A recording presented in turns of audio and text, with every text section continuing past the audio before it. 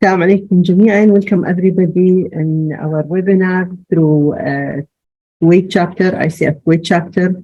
Welcome everyone. Welcome Randa, the one and only master coach in Kuwait chapter in this webinar regarding team coaching. I'd like to just say that this webinar will be recorded, and whoever doesn't want his picture to be there, please, he can stop the video and even change the name.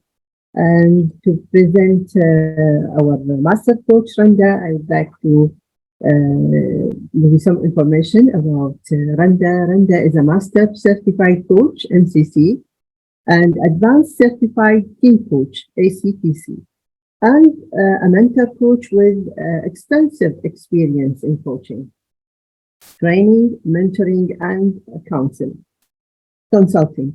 Randa specializes in leadership, performance, and career coaching, where she supports her clients during their strategic career transition and partner with them throughout their career development journey by motivating them to reach their highest potential and holding them accountable to attain their desirable goals.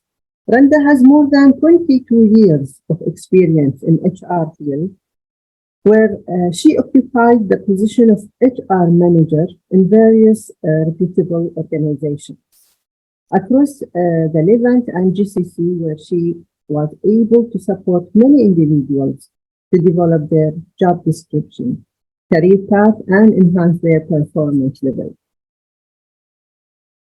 More than 60 skill topics Randa delivered in leadership, performance management, advanced communication, design thinking, adaptability, intelligence, and team building. Randa's passion for women empowerment and gender equality is translated by conducting various related training with European organizations, funding such as awareness program in MENA region. Maybe in the future, Randa, we can make a webinar about this interesting subject.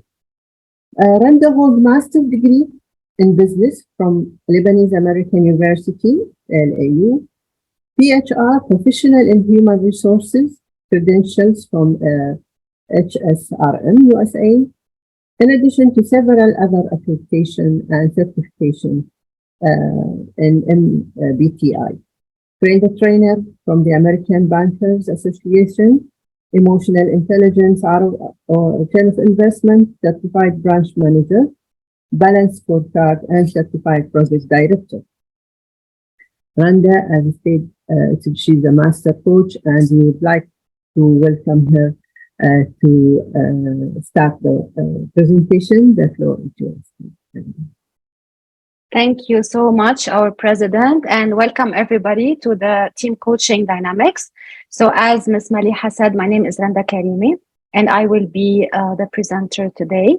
I would highly recommend that you ask me questions through raising your hands, using the reactions, and maybe I can answer all of your questions. Now let's talk about what the topics are for today when it comes to team coaching dynamics.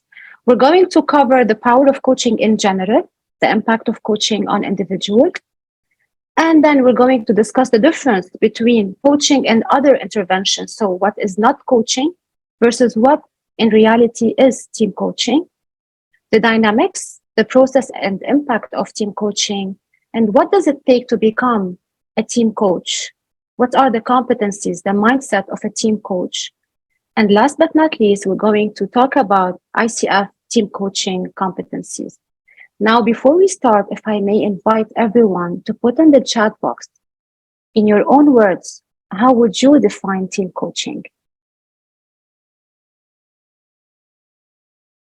And for those who would like to directly speak up, please raise your hands and we'll give you the chance to define in your own words team coaching.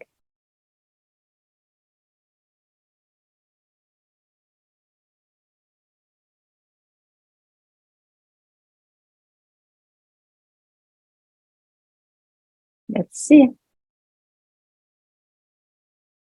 By the way, there's a lot of misconception around team coaching.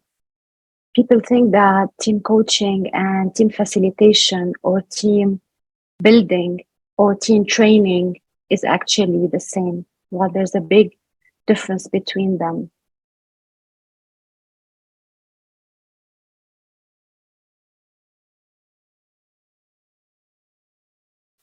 Improve thinking for the whole team for betterment of team. Yes, definitely. Coaching a team towards a common goal. Yes. Unleash the collective potential within the team members. Yes, absolutely. Coaching the team system. I love the word system, Yossi. Yes, because the team is actually one system, and the coach has to know and to understand about this specific system that he or she is coaching. This is a new topic for you. Yes, I totally understand, Anissa, which is why I'm here to learn. Imagine team coaching is helping make connections between team members to strengthen the whole of the team. Yes, absolutely. And in order for them to actually reach a common goal, like you guys have said. So basically, if you want to talk in general, what is coaching? So coaching, as we all know, it's a way to fast track growth. So most successful people in the world have actually a coach to support them. So imagine the impact of coaching on individuals. Why don't we think of team coaching as a way to improve the team's performance? And by the way, coaching now is booming. As you know, it's the second growest field in the entire world, in the entire fields. After AI, you have coaching. Now, team coaching occupies only 7% of the entire coaching industry. The good news is team coaching is expected to rise to 27% by the end of 2024. Why is that? Because organizations are realizing the importance and the impact of coaching on their individuals. And for organizations, it's much cheaper for them to actually hire a team coach rather than hire an individual coach, because one-to-one coaching is expensive, as we know.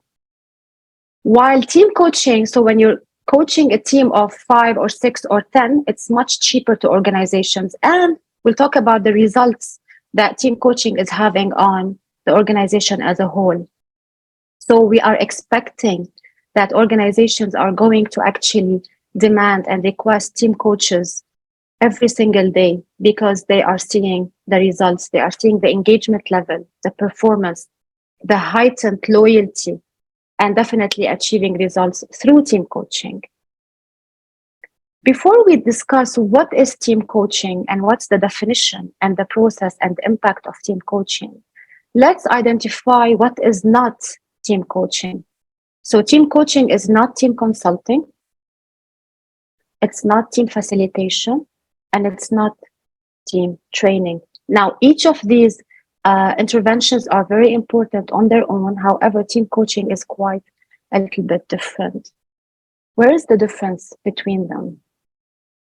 Team consulting is you hire someone who is an expert, he has an experience, and he delivers assessments, he tells the employees what to do, he provides solutions, and he supports the team to reach their goals.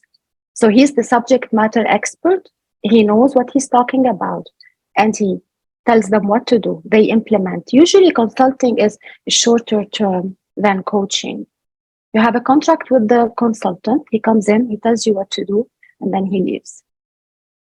Team facilitation, it's whereby the facilitator actually guides the team. He manages the team meetings. He manages the process in the real work of the team. Also, it's a short intervention from the facilitator. Once the meeting is done, the team facilitator's job is completed.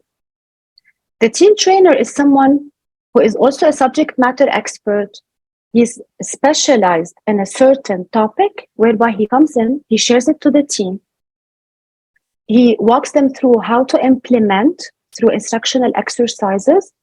He teaches them what to do, and it's also a short intervention. After the topic is done, the team has learned the competencies and the knowledge. The job of the trainer or the team trainer is also completed. So it's also a short-term intervention.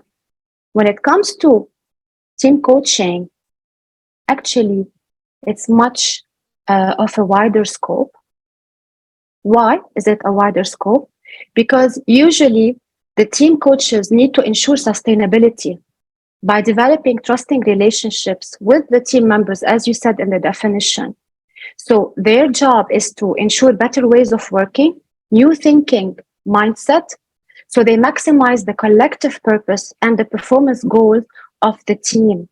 Team coaching actually provides deep insights into team dynamics and bring about powerful change in the whole system. So it's a complete system that they have to dig into to understand how they operate, how they think, not just the individual. That's why a team coach should be much more skilled, should understand the organization's culture, the team's mindset, and how they are actually dealing with each other. Now, a question for everyone. Do you think team coaching happens in the real work or is it a simulation? Let's see what you guys think. So does it happen on the ground or is it a simulation, like training?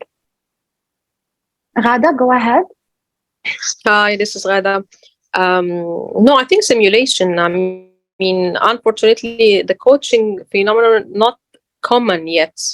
So basically, either it's a consultation, as you said, we have consultant or a trainer or facilitator. It's not. I would love to implement this concept. So I'm working on that. But still, there is some resistance. People are not accepting the idea of team coaching. They believe there is a coach, there is a mentor, but there is no specific criteria or let's say a clear procedure to follow in organization. Okay. So you believe now team coaching is done through simulation, it's not through real work, and you would love for it to be through real work. Okay.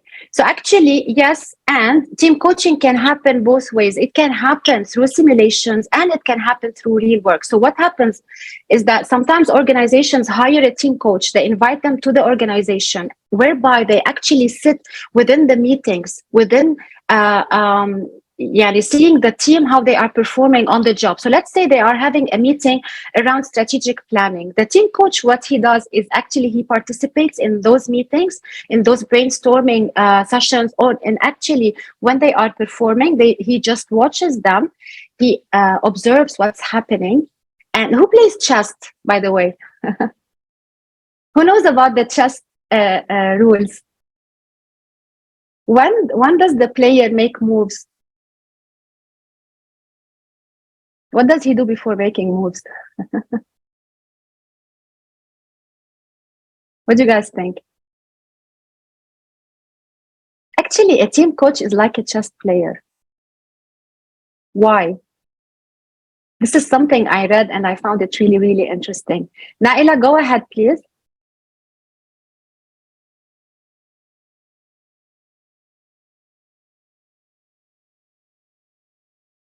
Because you think of many. Yes, you think of many.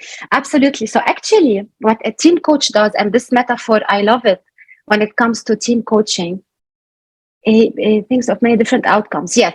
So actually, what a team coach does, he sits down with the team. He observes the way they are interacting with one another. He senses, meaning that he listens, he observes, he takes notes, and then he makes his move. Look at this process. He makes his move whenever he feels that there's a necessity to make a move. And when we say make a move, it's not through giving them advices. It's not through giving them solutions. It's through actually triggering their thoughts via questions. So for example, let's say a team is meeting to discuss a strategic plan for the organization. You know that the stages to develop a team are 4. So it's basically forming, storming, norming, and performing, right? So actually forming, when the team is formed, the team coach is there. He's seeing how the team is formed. Let's say a team to talk about a strategic plan, a 3-year strategic plan for the organization. The second stage is actually storming, whereby the team members start to fight each other.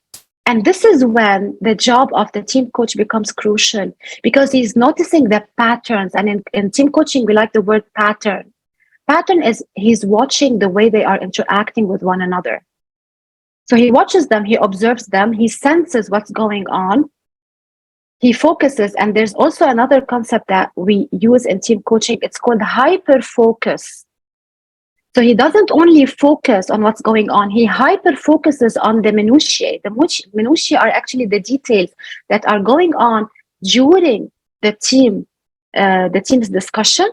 And what he does after hyper focusing is he starts asking questions to trigger their thoughts, to see themselves, to create this awareness around how are they dealing with one another. So in the storming phase, they are fighting. Each one wants to prove that he is right, the other person is wrong. The team coach makes his move as a chess player. He asks a question or shares an observation or a contribution, allowing this team to start thinking about their patterns, the way they are dealing, the way they are thinking.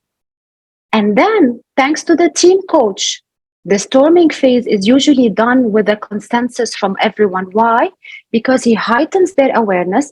He makes them think about their situation. What's in it for them if they keep fighting? What would be a solution to reach a consensus or an agreement to move forward?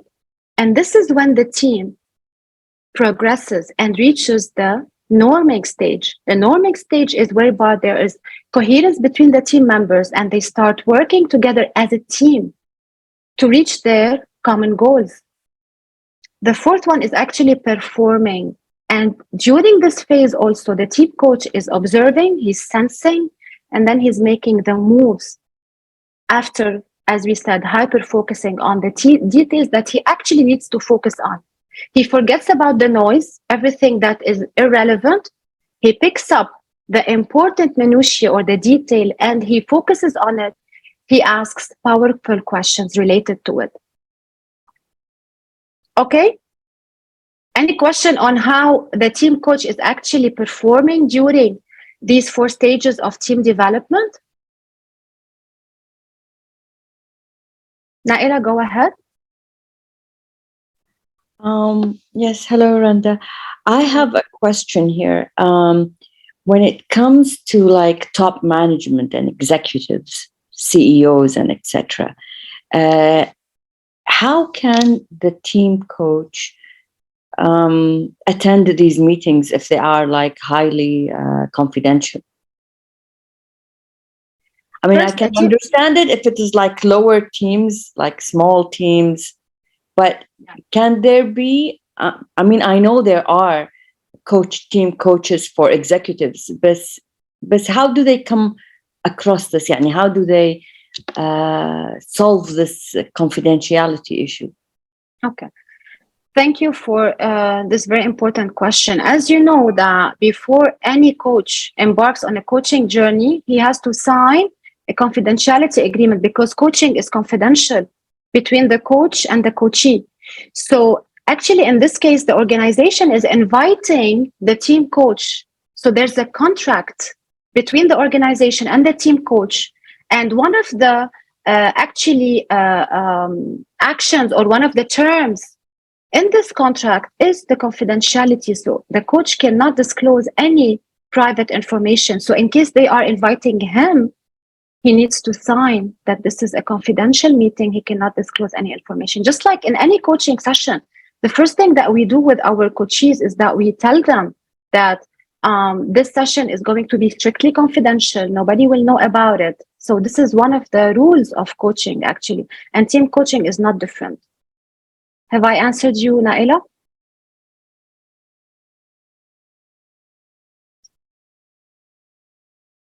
Okay, perfect. Great. So basically, as we said, the organization is the one who invites the team coach to jump in. Why does a team coach why there's a need actually for a team coach to be in these meetings and seeing the individuals or the employees in real work? Because it's important to have this coherent relationship among team members for a team coach to be present and to navigate the discussion So whenever he feels that things are heating up, he intervenes, he starts asking questions to trigger their thoughts so that they think about the way they are behaving and how they can improve. What solutions do they have to actually break these, if you want, the silos, or break the conflict between the team members. And by the way, I have a very interesting icebreaker for team coaches. I have used it once and it worked like magic. So any one of you who is considering to be a team coach, at the end we'll talk about how can you become a certified or an advanced team coach from ICF. But one of the icebreakers that I have used during one of my team coaching interventions, I had 7 people. I started doing team coaching for them. And the first session, what I did is I introduced myself, and then I shared 3 weaknesses of mine. So I told them what I'm weak in, or my areas for improvement. And I invited each one of them to do the same thing. The difference was with the team members, since they know each other, they all work together in the same organization. I told them, okay, so for example, Maliha, you're going to introduce yourself. You're going to share 3 weakness areas that you believe that you have. And each team member has to add 1 more. So in their opinion, what would be an additional area for development they think you should improve on? And Maliha's answer should only be either if she approves or disapproves of what this team member is saying. All she can say is, thank you very much. And this exercise was amazing because each one of them was introducing himself, was sharing the 3 areas for development, and each team member were adding actually to this area for improvement. What do you think the purpose of this activity was? Why did I do it?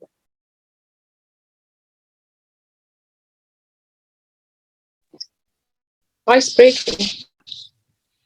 And Yes? to give them the confidence to talk about their weaknesses, I guess. To give them the confidence to talk about their weaknesses. Yes. What else?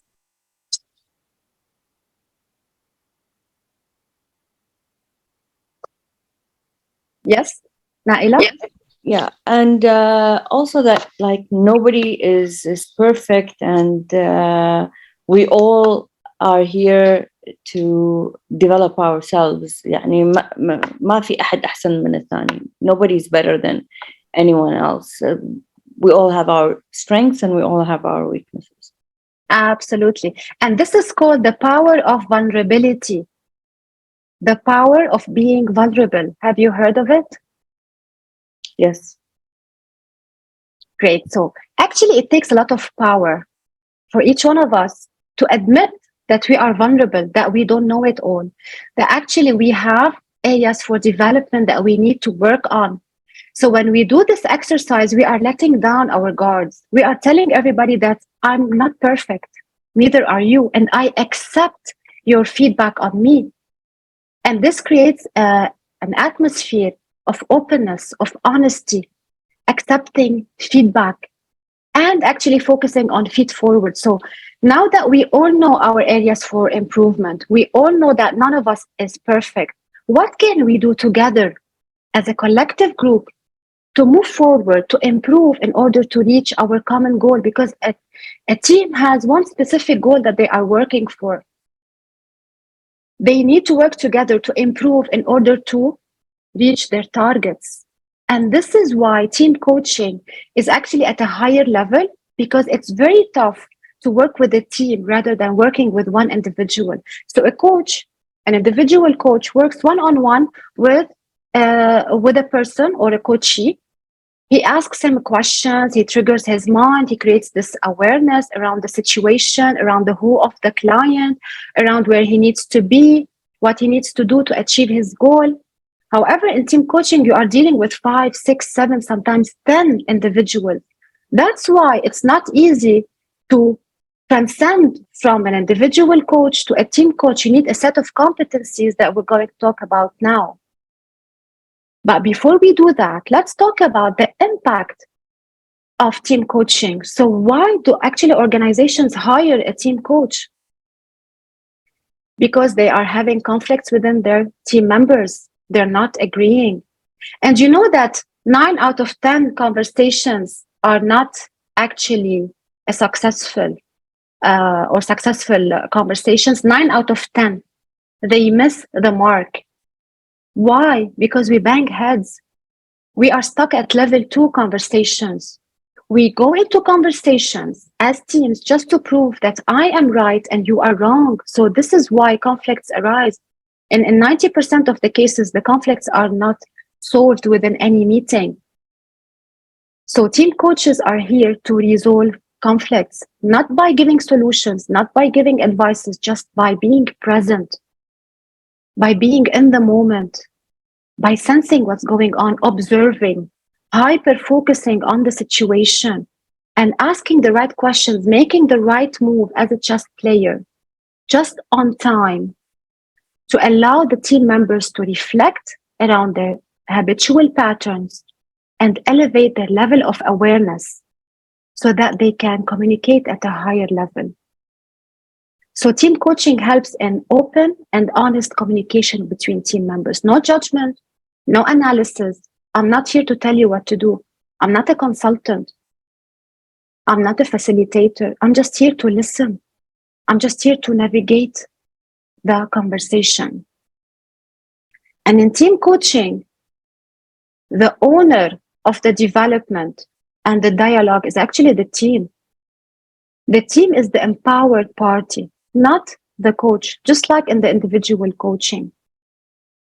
The behavior is improved because the team are noticing what they are doing or what they are saying. Because in most conversations, people do not realize the impact or the harm of the words that they are saying or of the nonverbal body language that they are using. Through team coaching, the team coach is actually here to pinpoint, to ask them, so what's behind the way you were talking to your colleague? What's behind this body language? What's showing up for you as you were saying this or that? What can you do to change this mindset? What needs to shift within you to reach a consensus with your team members? These are typical questions that a team coach should ask. What is stopping you from actually improving in the area you know that you need to work on? What new belief system should you embrace? So this is what the team coach actually does during these conversations. And we said it takes a lot of presence. It takes a lot of patience in order, and resilience, of course, in order for the team coach to be successful. Because imagine you're dealing one-to-one with a coach and with a coachee, and you feel drained at the end of the coaching session. How about dealing with 10 people who are storming, who are fighting one another? It takes a lot of resilience, a lot of presence, a lot of patience, a lot of calmness, a lot of composure for the team coach to be able to navigate this conversation between team members. So actually, team coaching improves the performance and hence teams can achieve their goals. And the key word here is team sustainability, because in any intervention like team building exercises, for example, it's a short intervention whereby the team go on an activity, usually it's outdoor, to improve their dialogue with one another. But in team coaching, the results are much longer term because the key word is sustainability. Even after the team coach's job is done, the team still sustains. Why? Because they have more awareness around their personality, their behaviors, their attitude, their mindsets, and they get to know each other during these real-time interventions. So the sustainability is created for the future. Am I making sense? Does anyone have any question so far?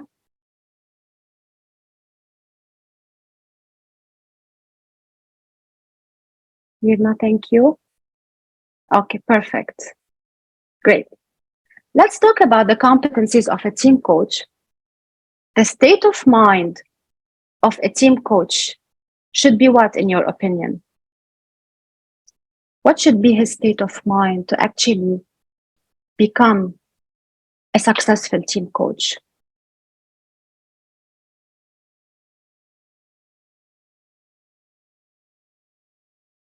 What do you think he should focus on? What mindset should he embrace or she embrace as a team coach?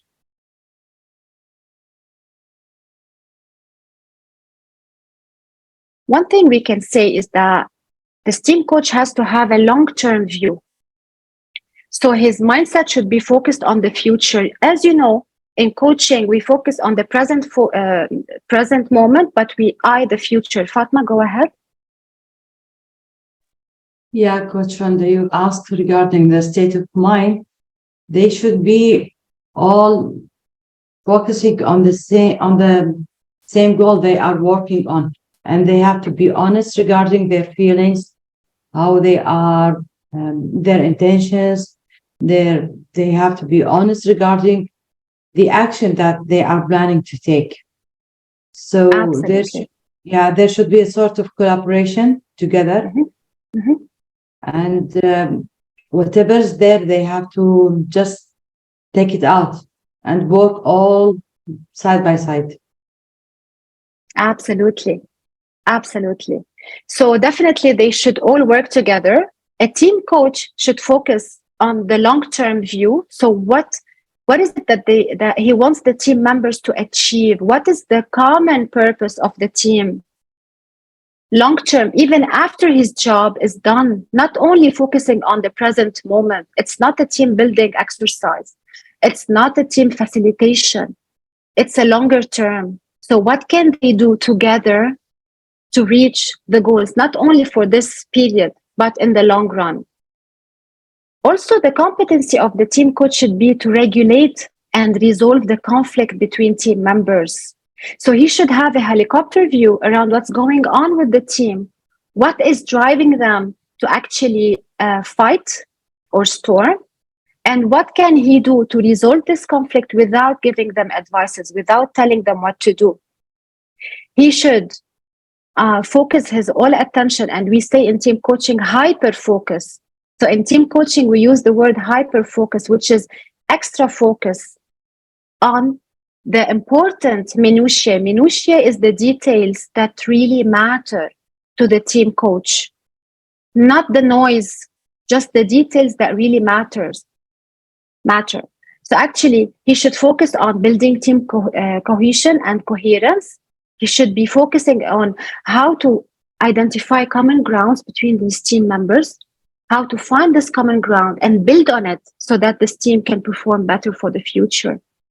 The team coach has to be aware of the rules and norms of the organizations, the policies and procedures. So we cannot hire a team coach unless he knows very well the culture of the organization, the mission, vision, values, strategic goals of the organization. He should understand the atmosphere of the organization, what drives this organization.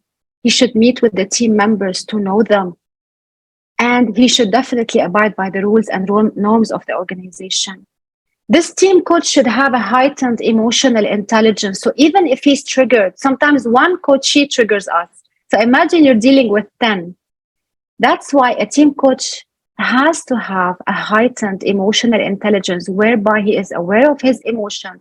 He controls his emotions and not allows his emotion to actually impact or affect the way he is dealing with the team. The team coach should be present, should be mindful, should be focused on or sensing what's going on within the team. He should understand the performance or the requirements for high-performing teams. So what does it take for this team to be a high-performing one? So what are the characteristics of a high-performing team versus where is the team now? What should the team do to become a high-performing team?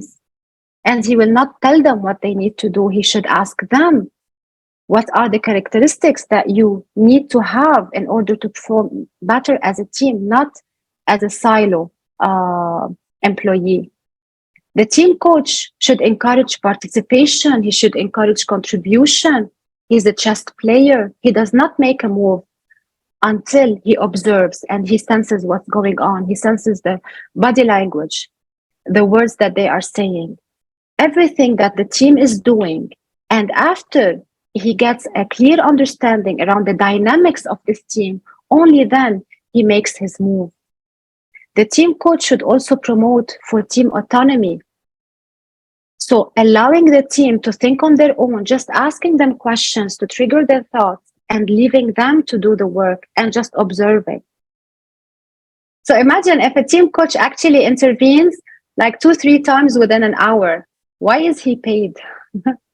I know that I heard a lot of CEOs telling me, so why should we hire a team coach if most of his job is actually just to listen and observe and just intervene not more than 15-20% of the time? Why should we pay him? What do you guys think? Is it easy to be a team coach? You only get to intervene maximum 20% of the time. Why do we as team coaches get paid? I think because you are sharing them like one-to-one. You are sharing them to develop or to reach their goals in the best way they believe it can fit their, let's say, strategic plan. But we cannot interfere. It's like one-to-one, and we cannot advise. So it's not easy. But the challenge, if you are working with technical people, for example, if you are a coach for like engineers or geologists, then will be very difficult because you cannot understand their language unless this is what I believe. Correct me, please, if I'm wrong. Unless if the coach has a technical background. What do you think?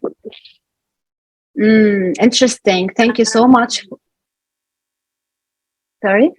Okay, thank you for this question. As we know that coaches are experts in the coaching process. They are not supposed to be experts in the subject.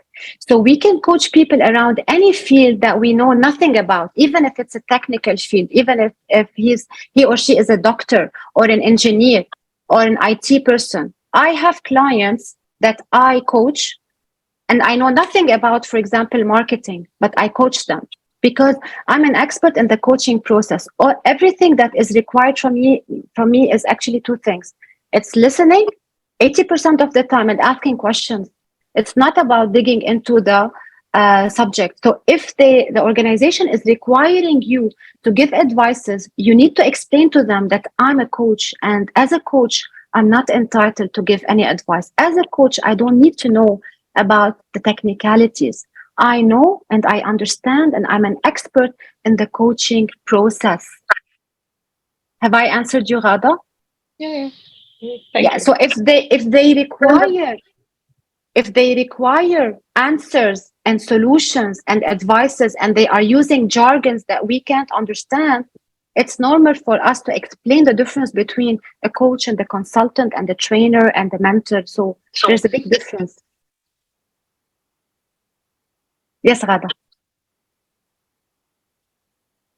Not me. I think it. Okay. So, okay. Fatma, go ahead. Yeah, Coach Randa, regarding the team coaching, it's not very easy to do it, yet it's very interesting because you are experiencing different emotions, different thoughts, different relations, different systems within this team. So if you are going in this journey, you cannot leave anyone behind as long as they are going together. So this journey might be fast, in some points it's gonna be slowed down because you are experiencing new things with these people. You don't know what they are thinking, and sometimes maybe you can see any of them is hesitating because of different issues inside him or her. But later on, it's gonna be you as a coach what you are going to do.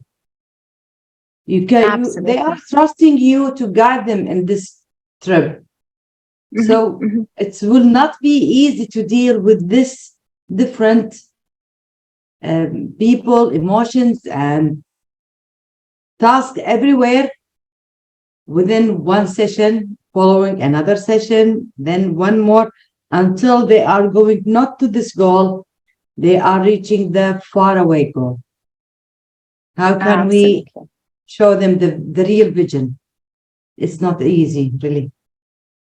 Actually, it's very tough. That's why, Fatma, speaking of that, and because it's not easy to become a certified team coach, ICF requires everyone who wants to become an advanced certified team coach to have the ACC first. So not anyone can apply to the ACTC certification from ICF unless they take the ACC level at least. Why? Because ICF knows that it's very hard to become a team coach. It's hard enough to be a one-to-one coach. How about dealing with more individuals and understanding them and having this high level of emotional intelligence to deal with different personalities at the same time, especially people in power. So when you are coaching teams at a higher level, it becomes much more difficult to actually be able to coach them. So speaking of that, I will just allow Naila to talk, and then I will guide you through how to become advanced certified team coaches from ICF. Naila, go ahead. Yes, thank you. I was wondering, in the training that we've had to become coaches, we're always told that before a coaching session, we should look at our notes and we should ground ourselves and relax and become in a mindset in order for us to meet with just one coachee. Mm-hmm. Now, my concern is if you are coaching a team, you have to be in such a presence or mindset as a coach, because you have to know seven and deal with seven different personalities during one sitting. And my question here is, usually you can have a bias naturally, people who are in their behaviors and personalities that are like you. How can you differentiate in the session itself between, and not have these biases or leaning towards people that are similar in your personality? How can you maintain this distance during the session? Thank you so much, Naila, for the question, because this happens. I don't know if any one of you works in HR, because the same thing happens with interviewers. So basically, HR people, when they are interviewing someone and they notice that there's similarity between them and the interviewee, they automatically become more leaning towards or biased towards this person, because there are common things between them. And this is why training is very important. This is why to become a certified team coach, you need to take 60 training hours. 60. So just like the road for ACC, where you need to take 60 training hours, same thing for the ACTC. You have to take training hours. And within these training hours, we talk a lot about emotional intelligence. We talk about emotional resilience. We talk about how to separate our feelings and our bias when we are dealing with teams. So it's a skill, it's a competency that we need to acquire. That's why, as I said, ICF does not allow people or coaches to become directly ACTC before going through the ACC level first, because you need to separate them. You need to be objective, especially when dealing with different personalities, as you said, and to avoid this similarity bias. Okay, so it's a process, it's a skill. Okay, Naila, and speaking of this journey, so ICF requires each coach who are already ACC credentialed to take 60 training hours and to actually submit 5 clients, so records from 5 clients that they have done team coaching to their team members. So this is a must from the documents that you need. So they should have a proof that you have actually coached teams, okay? And that these clients are recommending you, and they are saying that you have actually given at least 5 team coaching interventions. And of course, you need to take the training from an academy that should have the team coaching permit from ICF. If not, it should be in the process of getting credentialed from ICF. And you should also get 10 mentoring hours on team coaching. So not anyone can become a team coach. That's why, Naila, yes, it is hard. Yes, it's not easy to become a team coach. And by the way, the exam also is hard, because in the exam, I have done it a few months ago. And the exam, it takes around 3 hours to be completed. And they ask you a lot of scenario-based questions, whereby they ask you, let's say you are coaching a team and certain cases happen. How do you deal with such situations? If there's something, for example, urgent, or if there's something outside of the norm, how would you deal with it? How would you tell the top management? So how do you actually resolve certain issues? That's why the training is a must, because in the training, we guide you through what to do in specific scenario-based cases. Is it an easy journey? No. Otherwise, you would have seen a lot of certified team coaches. It's a training, just like the ACC, just like the PCC and the MCC. So it requires a lot of training, a lot of actually practices in order to be certified. And we in our academy, we give this training, the 60-hour training and the mentoring for our coaches to become, and of course, we guide them through the ICF exam. So we give them cases for them to resolve. So we prepare them to become advanced certified team coaches. It takes a good amount of work, I can tell you, just like the work that you have done to become ACC credentialed. I don't know if you are all certified, but those who are thinking about becoming certified team coaches, I highly recommend that you start with the ACC first and then take the training on the ACTC. Because as I said, team coaching is booming and it's expected to rise to 27% of the entire coaching industry. Okay, so it's highly recommendable for everyone to actually. Does anyone has a question? Anyone has a question? I'm hearing a noise. Okay, so far so good. Are the competencies of a team coach clear? Because now we're going to talk about the ICF team coaching competencies and what does it require for a coach to have as competencies to become a team coach, which is a very high level in coaching. So far, so good for everyone? Okay, let's talk about the ICF team coaching competencies. So if you want to compare the competencies of coaching with the team coaching competencies, we have the first one, which is competency 1, demonstrating ethical practice. The difference here is the coach is actually coaching a team and considers the team as a single entity. So a team is actually individual team members, and each team member should have a role in the team discussions. The team coach must definitely remain objective in all interactions with team members. And the team coach should not, as Naila was saying, should not be perceived as taking sides with any individual of the team. He should remain open to what is emerging in the sessions.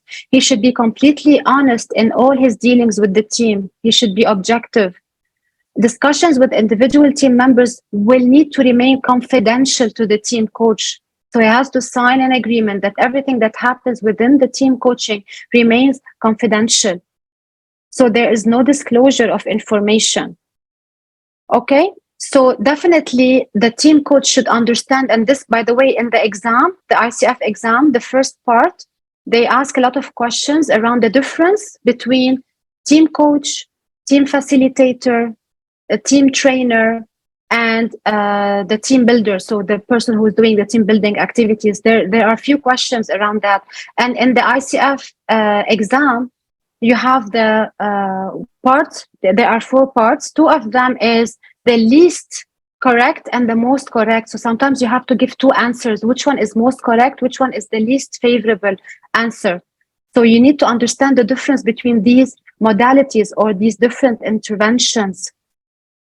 Okay, so as we said, team coaching is different than team building, is different than team training, is different than team consulting and team mentoring. So the team coach needs to be aware of that.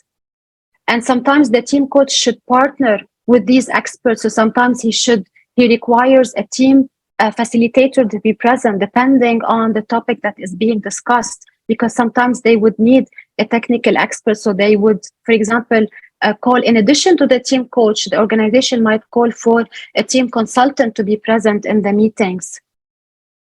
Okay, so the team coaches actually should be sufficiently skilled to actually navigate these relationships between the team members. Okay, sometimes actually the team coach needs to be directive. What do you mean by directive? So if the team is going through conflicts and fights, he needs to be directive. He needs to explain what is the purpose of the team coaching, why is he here, what is his role, and he should tell them that he expects everyone to treat each other with the minimum required respect, okay, and to avoid the negative team dynamics. So sometimes he needs to take a directive approach, especially someone was mentioning, especially with the higher level individuals, because they tend to storm in a very intensive way. So he needs to be a directive. Okay, that's why we said the competencies to become a team coach is higher, because they are dealing with different types of people. Okay, and sometimes the team coach should tell the organization that he needs, for example, a team consultant with him if he is unable to resolve conflicts, or if he is unable to make them work together as a team. Sometimes someone should intervene, and he should be skilled enough and expert enough to require interventions from different parties if the need arises. So this is the first one, which is demonstrating ethical practice. Competency 2, it's engaging in coaching supervision for support, development, accountability when needed. So it could be easy for a team coach to become actually entangled in the team dynamics and become unaware of issues that should be addressed. Because of this, team coaches should be working with a coaching supervisor. So sometimes he would require a supervisor to jump in.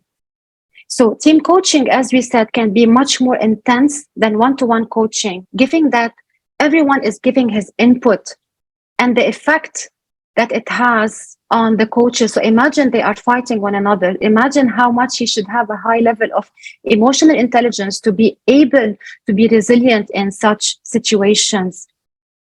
Okay, so actually he should remain objective, as we said to Naila earlier, and he should be aware of the team dynamics and the patterns, so the behaviors and the habitual patterns these employees are having. So this is what we mean by embodying a coaching mindset. So I'm here, I'm present, I'm mindful, I'm here with my clients, I'm controlling my emotions, and if I require support from an external party, I should actually ask for it. Sometimes I cannot do all of the work on my own, especially with people who are more dominant, especially with people who are more powerful in the organizations, because they tend to be more aggressive, they tend to fight more. So sometimes an external help is needed. Okay, and this is also called the power of vulnerability, as we talked about it earlier. So we as coaches, we don't know it all. Sometimes we actually need support, and this is what ICF requires us to do in case we feel that we cannot handle the team coaching on our own, that we need experts to help us. We should actually ask for this help. So far, so good with the second competency. Does anyone have any question? Okay, let's proceed with the third one, establishes and maintains agreement. So definitely the first thing that we should do as team coaches is actually to explain the difference between what team coaching is, what is not, how it's different from other team coaching modalities. So if they are requesting advices or solutions, we should definitely tell them that this is not within our scope. So we should highlight the difference. The team coaching agreement must be agreeable by all parties, including the individual team members. So they should know what I'm here to do. Confidentiality should be addressed definitely. And if we have private discussions between the team and the coach, the organization should not know about it. And this is one of the questions that you might get asked in the exam. So for example, a team member comes to you as a team coach and shares something personal about a struggle or a concern or a problem that he's facing. You are not entitled to go and tell his manager or the top management or the CEO, because this is part of the confidentiality, unless, and this is tricky, unless the employee shares something that is harmful to the organization, or an intention or an action that he's planning to commit that would harm the organization. This is when you can break the confidentiality. Otherwise, you cannot, and this is a question that you should expect.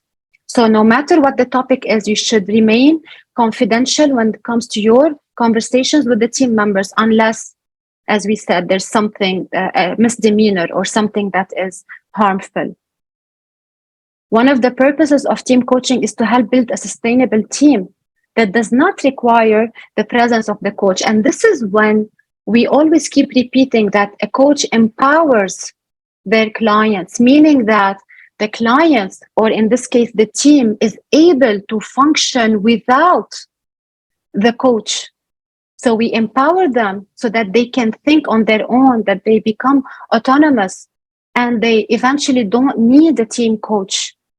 As we say, leaders breed leaders, and we as team coaches, we breed team coaches. We want them to be able to work on their own for the future. I'm not here all the time for them. So while the team coaching process may initially be directed by the coach, the agreement should be reached as the ownership is actually to the team leader. So who is the owner eventually? The owner is the team, and the team leader, of course, not the coach. Unlike the mentoring, unlike the consulting, unlike the training and the facilitation, where the ownership falls on the facilitator or the consultant. In team coaching, it's the other way around. The ownership is on the team, not on the coach. And this is a very big differentiator between a team coach and other fields. Okay? Any question on competency 3 before we proceed with the 4th? This is very important, by the way. Competency 3 is very important because it's all about the agreement with the parties that are concerned. So far, so good? Any question? Okay. Competency 4. So definitely, as we said, it should be a safe space for open. We should encourage team members to talk to us in a safe space. They should not be afraid to talk to us. They can participate freely and meaningfully. So even if they disagree with teammates, even if they have sensitive topics they want to talk about, they need to trust us to talk to us in a free manner. The coach is aware and is very respectful to the client's cultural context. Sometimes the culture within the organization is not the same as our culture. We should accept that. We should respect that. In team coaching, the team may have its own culture. We also need to work within this culture. We need to be acquainted to this culture.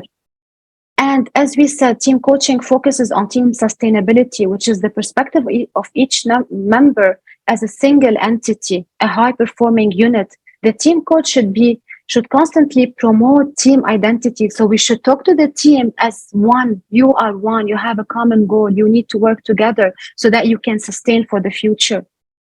The team coach may need to really encourage team members to speak freely in team meetings, because sometimes, as you know, in conversations, sometimes you have the introvert who doesn't speak a lot. You have the extrovert, you have the domineering one, you have the aggressive one. This is the job of the team coach, to encourage every member to actually speak up and say what's going on in their mind without the fear of being intimidated.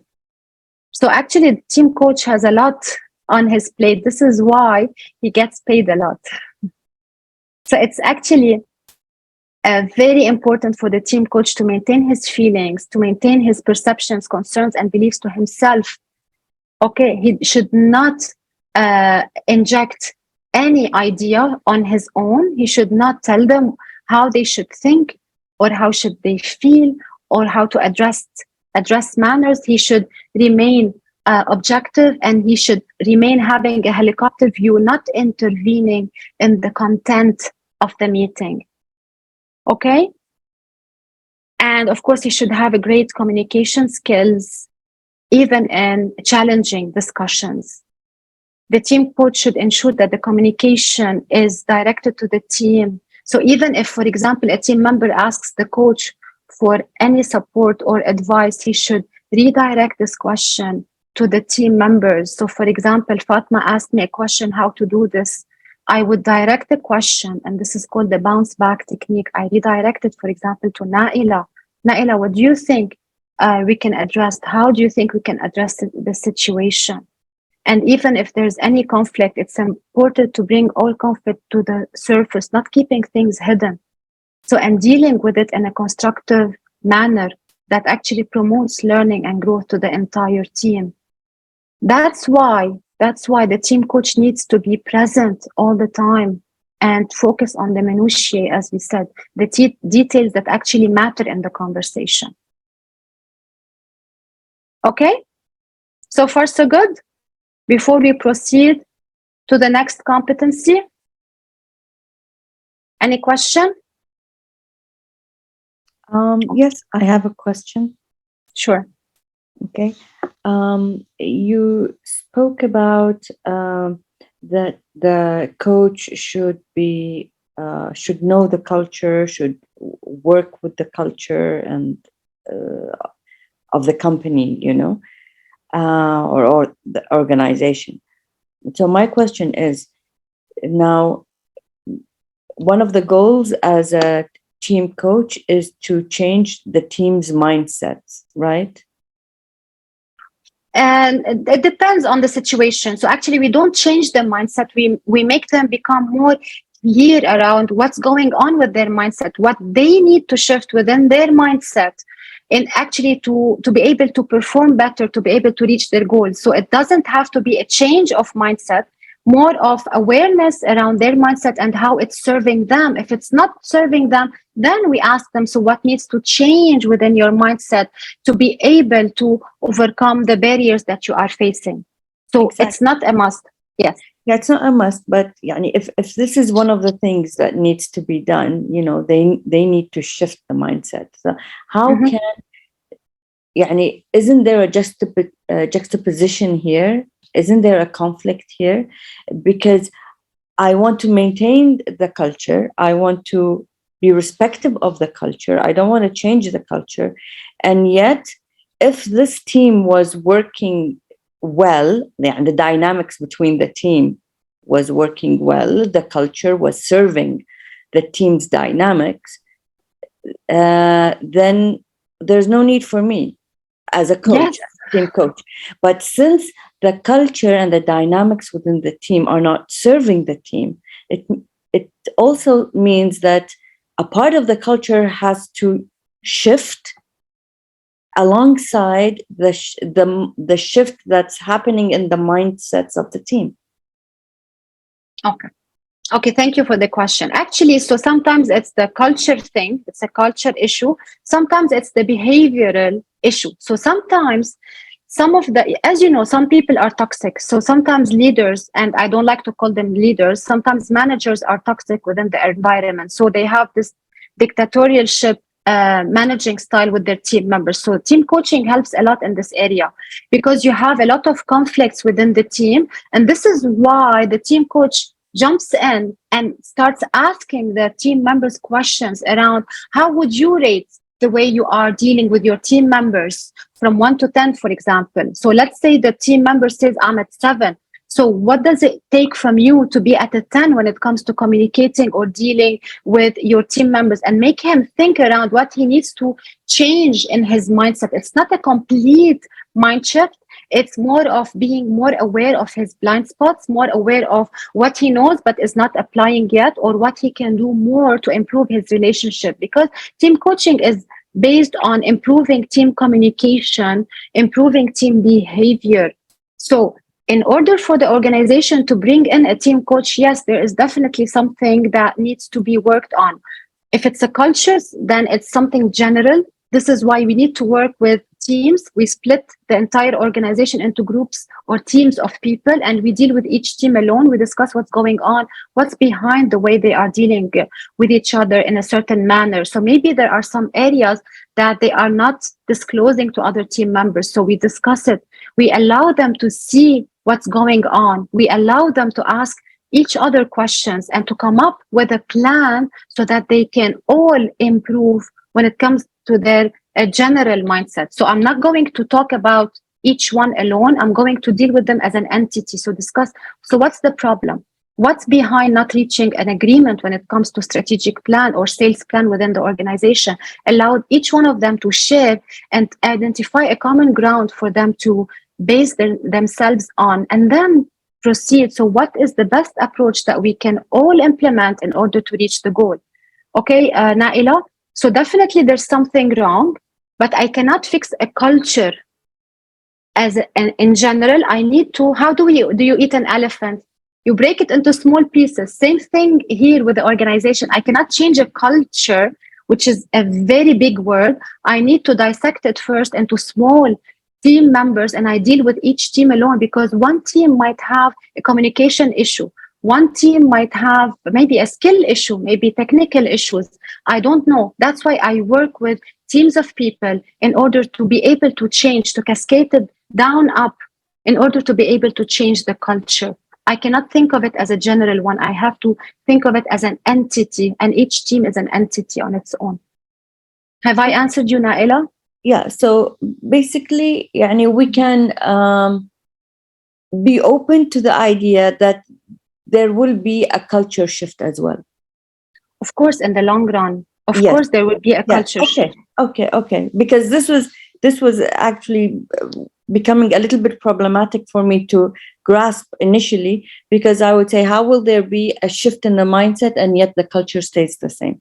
So now you've explained to me that the goal is not so much as a culture change or a culture shift. However, one of the side effects or one of the results with the shifting in the mindsets of the team is that in the long run, eventually we will be seeing also a shift in the culture, even though that was not our main target.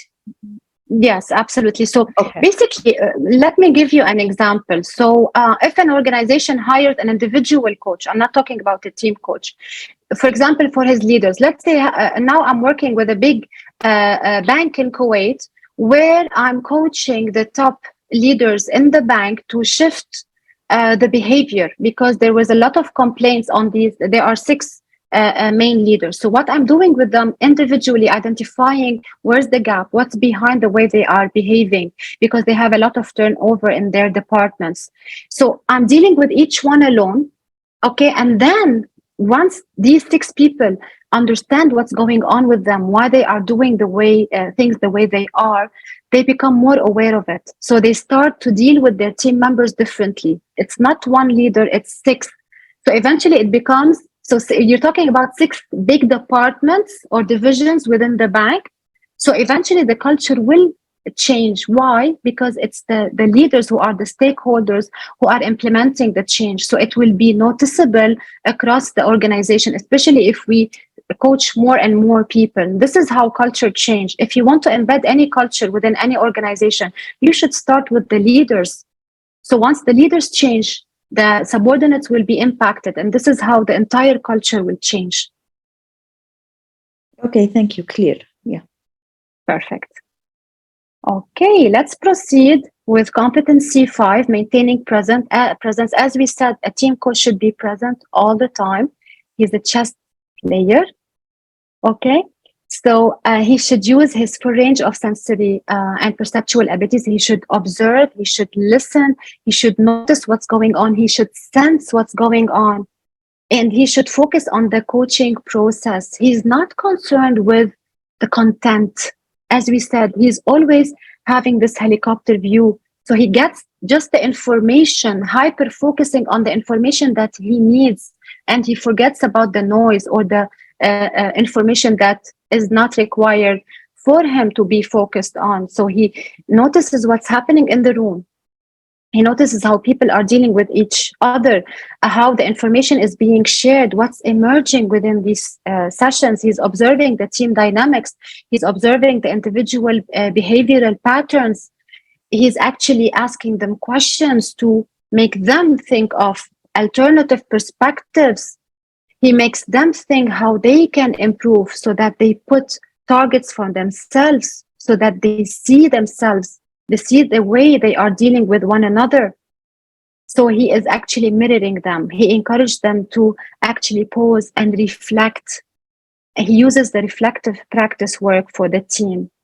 So the team coach definitely raises awareness of the team's actions, the behaviors, the potential improvements in the moment while focusing on future team interactions.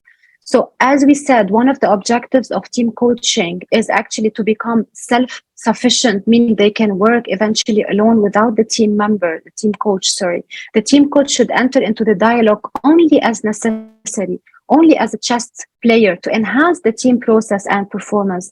The team coach should be present for the team as a whole and at the same time for each individual. So he has to answer each question on its own. This can be a challenge, especially with high intensity moments where in the storming phase where everyone is fighting and where all of the team members are actually involved and they want to prove that they are right and the others are wrong. So actually what the team coach does is he watches, he observes, he senses, he pauses, he allows them and asks them to pause, to recenter their thoughts. He moves in, he jumps in, asks the question, shares the contribution or the reflection. Sometimes he challenges them and he moves out of the team and allow them to discuss. See what he's doing? He's sharing, observing, contributing, and then stepping out, moving out, and allowing them to continue the dialogue as appropriate. And this is why we say that a team coach has to maintain a high level of presence, hyper focusing, not extra focusing, hyper focusing, which is a much higher level. Okay? Competency 6, it's important, definitely, for the team members also to listen, to communicate well for shared understanding and subsequently high performance. So even not only the coach is required to listen, the team members should also listen, not only to the coach, they should listen to one another. They should notice what's going on with their team members. That's why the coach asks questions such as, for example, Fatma, what do you think of the way Rada is behaving? What do you think of her nonverbal expression? To allowing them to talk to each other and to give feedback to one another freely and openly and honestly. So the team coach focuses a lot on nonverbal communication. So focusing also on what is not being said, not only on what is being said.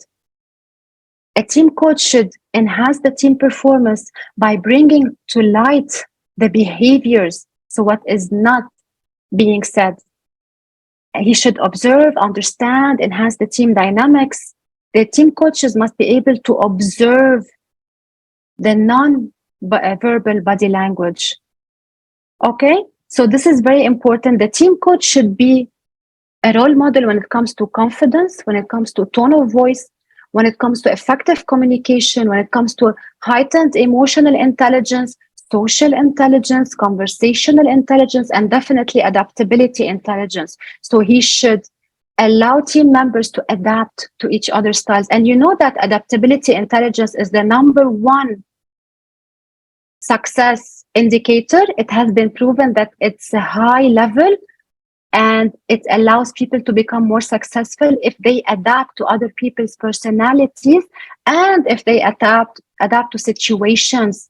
So through team coaching, actually team members become more adaptable to each other's personalities and perspectives and behaviors.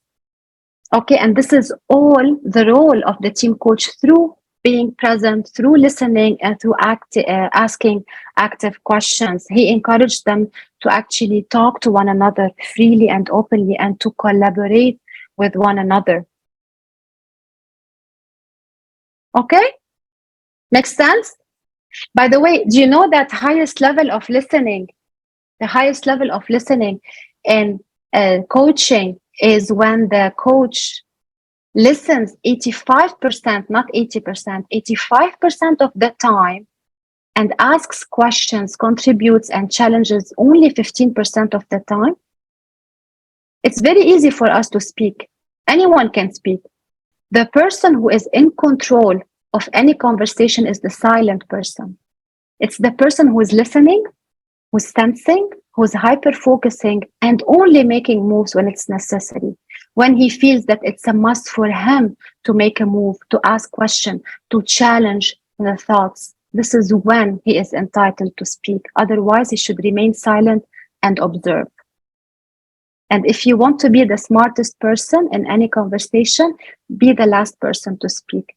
So allow them all to speak and then share what's on your mind through a contribution or a question or a reflection. Okay? Makes sense? Perfect, Rada. Okay, let's proceed with the last two competencies. Evoking awareness. As you all know, coaching is all about creating this high level of awareness within the client's minds. So what we do in team coaching is the same as what we do in individual coaching. We challenge the assumption. So what's behind this assumption? Is it a fact or is it a feeling? How true is this assumption? What is supporting this assumption? For example, that nobody trusts you within the team, that your voice is not heard. Is this a fact or is it a feeling? So if it's a fact, what are the facts supporting this assumption? Okay, if it's a feeling, what's behind this feeling? So what happened that made you feel this way? What feeling would you rather have instead of this negative feeling that you are having towards your team members? So I challenge this assumption. I challenge this belief, especially if it's a limiting belief that team members have. I try to challenge them and make them flip to the positive belief, to the positive thinking process, or to the positive mindset. So this is how you are thinking or feeling. This is your assumption. This is your judgment. This is the meaning that you are making from the behaviors of your team members. What can you do to change this assumption and make it a positive one? What needs to shift within you? I'm not going to ask him what needs to shift within the team members, because I don't coach the third person. I coach this individual who is saying, for example, nobody trusts me as a team member. My ideas are not heard or are not listened to. What is supporting this? What needs to change within you? What new mindset should you embrace? What new perspective should you put instead of this perspective that is not serving you? So how is it serving you? He will say, it's not serving me. So what needs to change? Okay, so what meaning should you give to the behavior your colleagues is doing? Is it true? Is it based on true facts? Or is it just an assumption or an analysis or a feeling? Where is it coming from? We are driven by our limiting beliefs. And in order for a team to have a collective mindset and to think as one entity, they need, or actually we as team coaches, we need to make them come closer together and think of of themselves as a single entity with one common purpose, not fighting one another to prove that I can or I have the good ideas and you don't. And this requires a higher level of communication.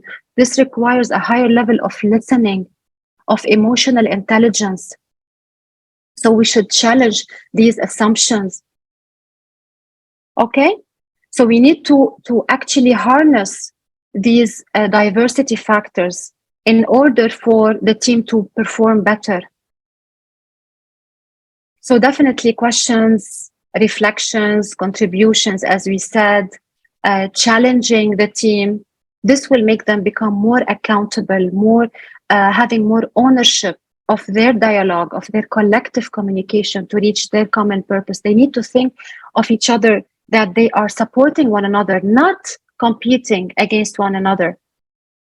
Okay, so embracing a positive mindset. And this is all in the hands of the team coach through asking them questions and making them think as one entity.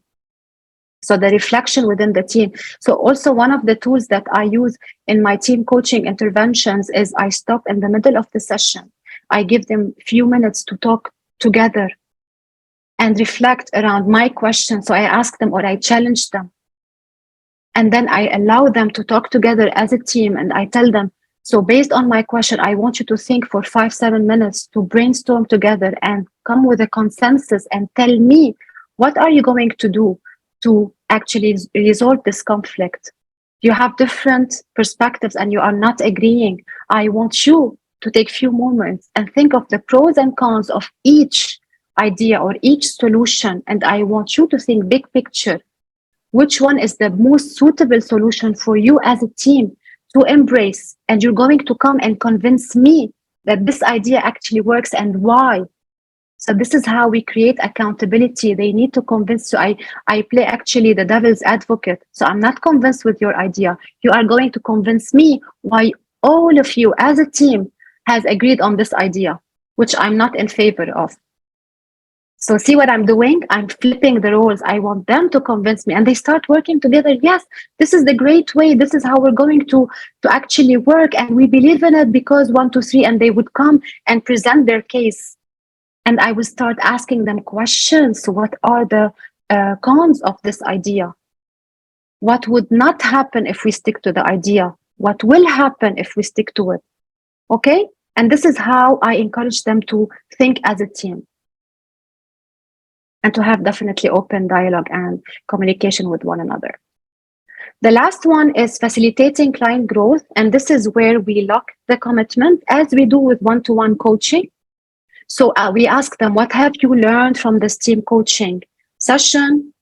What are your main takeaways? How are you going to translate it into action? How committed are you? What obstacles might come your way? How will you overcome them? How will you support one another in this journey?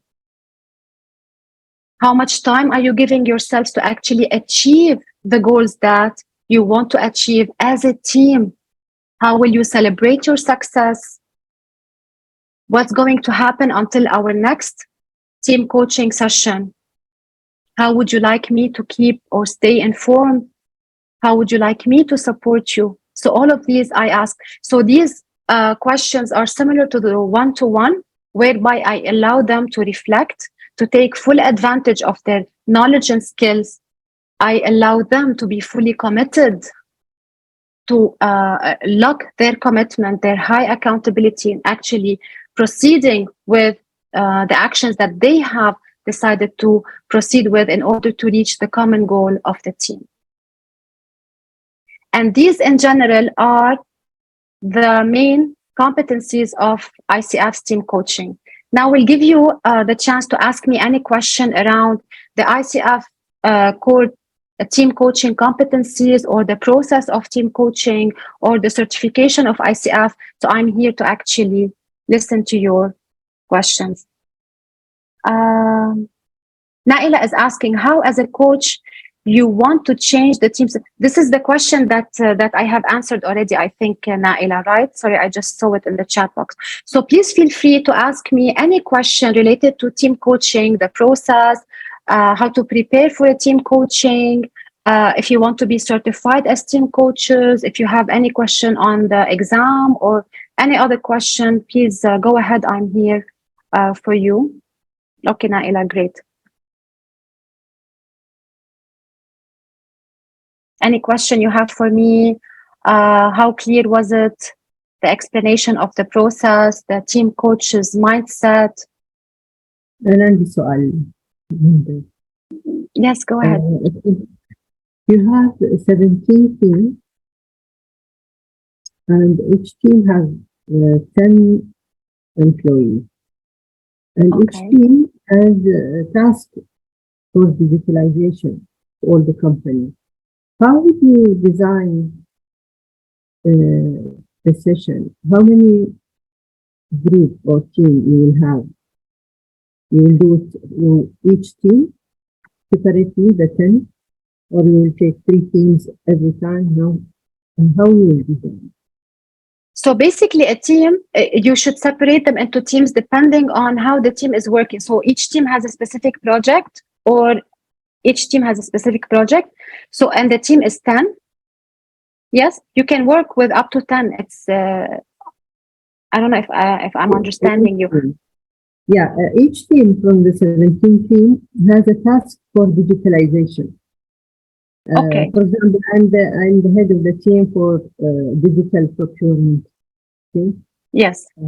Other team for different, like tendering. Okay, so you are saying I have to do it 17 times because the team is 10 for specific, but I want them to work together for different tasks. Each team has different tasks. How can they support each other? If they are one team, they will support each other. But if they have different tasks, different teams, how they will help each other? Then we will not finish 17 team, 170% engineers. So if they are, let me see if I understand you clearly. So they are 170 team members split into 17 teams, right? With 10 on each team. So what you can do is actually start by team coaching the 17. Okay, just to get to know them, know the dynamics of the team, and then you can mix and match. So you can choose 2 from each team and make them work together. So you diversify, so you make different team coaching interventions and you diversify the team so that you can see how this team works with other team members. And you give them something challenging to work on and see how they are behaving with one another. And this challenge I also faced, and this is how I did. So taking different teams, putting them together, 2 from each team, and give them something challenging to work on. Okay. It's not easy. I'm telling you, it's not easy, but it's very challenging, yet it's very rewarding. So once you see what's going on, the dynamics, the behaviors, what's making them behave the way they do, and getting to know each other more, it becomes easier with time, but it's a lot of hard work. Yes, I can assure you. Thank you. Any other question? Was it clear for everyone how to prepare to be a team coach, how to, if you want to apply to the credential from ICF, the types of questions that you will get asked in the ICF exam, the process, the impact. So I'm here to answer all of your questions if you have. What is the requirement, Randa, for ICF? Yes, I was explaining earlier. So yes, for those who want to actually become advanced certified coaches from ICF, first they need to have the ACC credential. So this is the requirement number 1. Second, they need to take 60-hour trainings from an academy that is either credentialed by ICF or certified by ICF or in the process of being certified by ICF. So this academy, you take with them 60 training hours. They give you a certificate of achievement that you have taken the 60 training hours, and you need to have a mentor coach or a supervisor mentor coach who testifies that you have taken with him 10 mentoring hours. And you also have to provide letters from at least 5 clients that you have given team coaching interventions to their team members. So these are requirements from ICF. And of course, you have to take the exam, the ICF ACTC exam, which takes around between 2 and 3 hours. It's a multiple choice and it's split into 4 parts.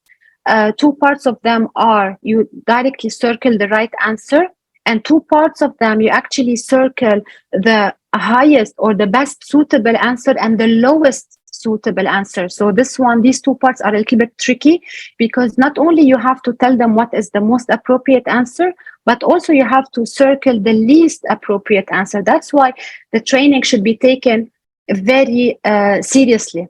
I didn't think it would be difficult. It's not that difficult. Actually, you can do it, Naila, if you take the proper training, because the academy, so it all depends on the academy you are studying with. So if the academy is credentialed, if the academy is competent enough, they will guide you. So what we do, for example, is we guide the coaches on how they're going to answer the exam questions. We make sure that they understand the different modalities. We make sure that they understand how they are going to deal with different scenarios in team coaching. So the academy or the certifying academy should know how the exam works, what is required, what are the competencies. So one of the modules that we do in our academy is going over the ICF core team coaching competencies. We explain it, we give them scenarios. So actually, it's not that difficult if the coaches are prepared within an appropriate academy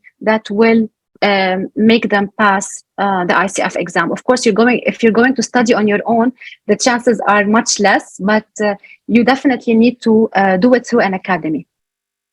Ghada, go ahead, and then Naila. Thank you. I just have a question. What was the challenge or maybe you encounter with the team coaching at the beginning? Just from your experience, couple of examples. Thank you. So basically, the challenges are dealing, as we said, with different personalities. So when you're coaching one-to-one, it's only one person that you are coaching.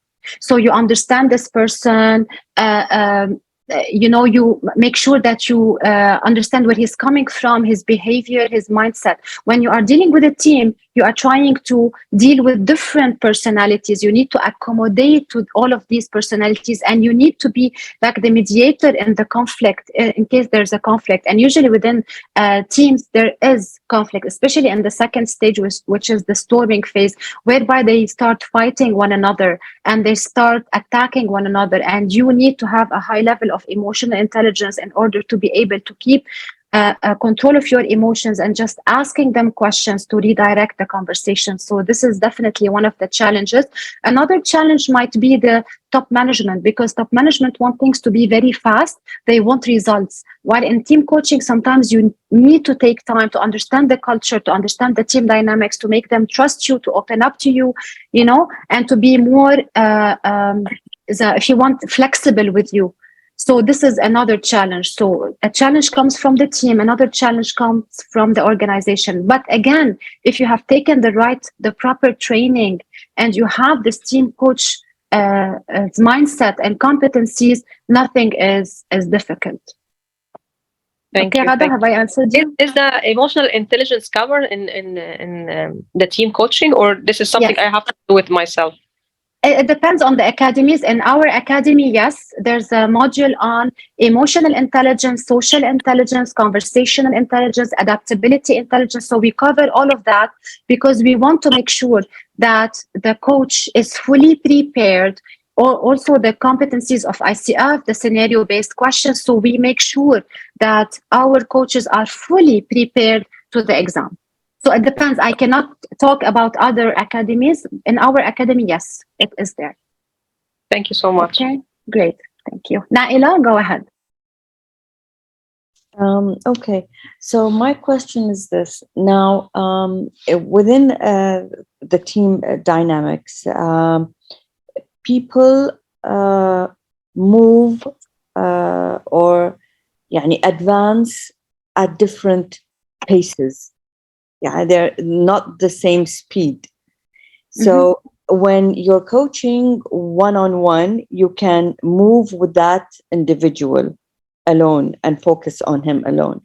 Now, if you're in a team and there are people that, let's say, begin their mind shift or they begin working on themselves and they are higher in, let's say, their emotional intelligence, they are better in certain skills, and other members, they're like lagging behind. So how do you deal with this when they are moving in different paces?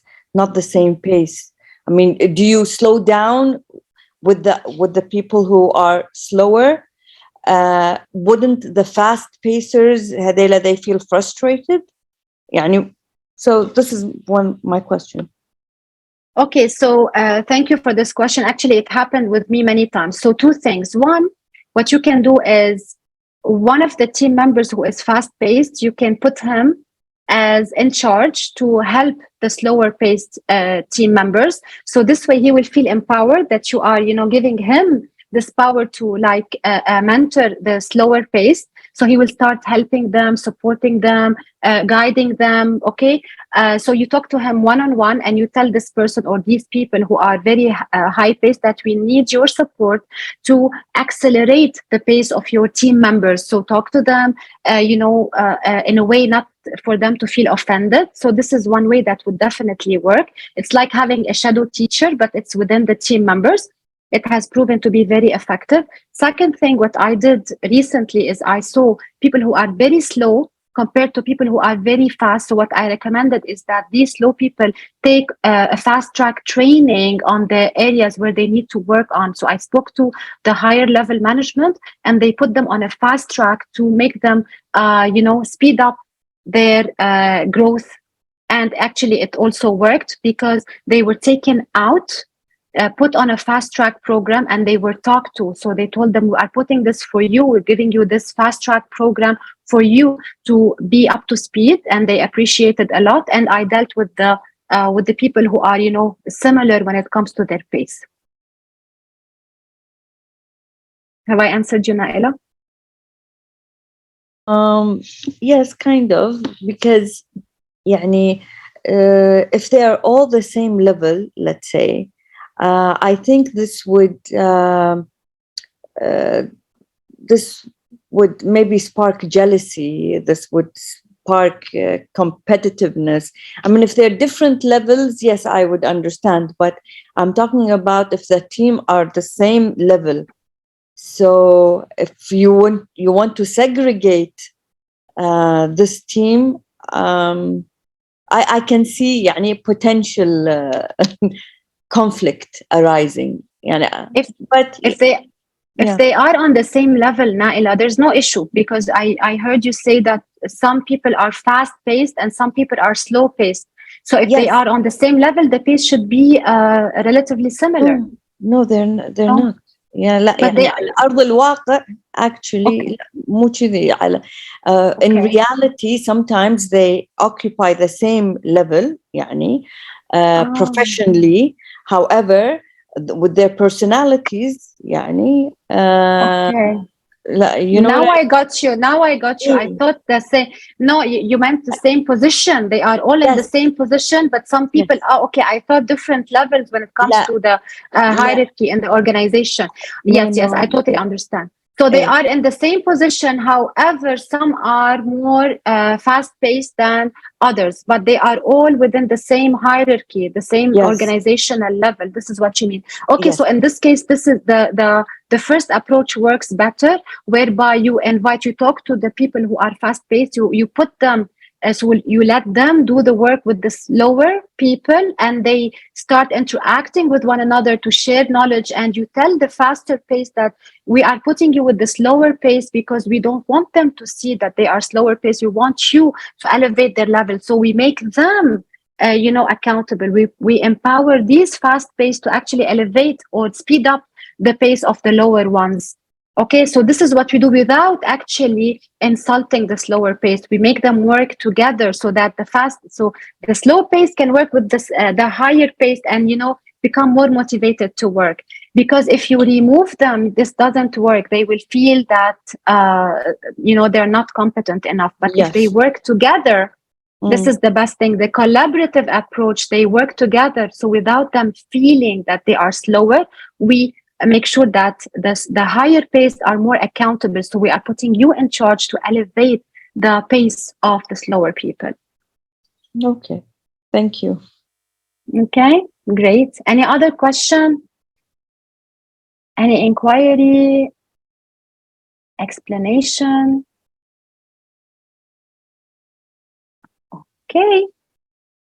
Great. So if there are no more questions, I think, Maliha, we are ready to finish the session. Do you have any question for me? Thank you so much, Randa. Thank you for the information. I attended one of the lectures by Randa, so I really recommend whoever wants to get true knowledge and big heart for giving all the knowledge. Really trusted the experience for It's my application with pleasure. Randa.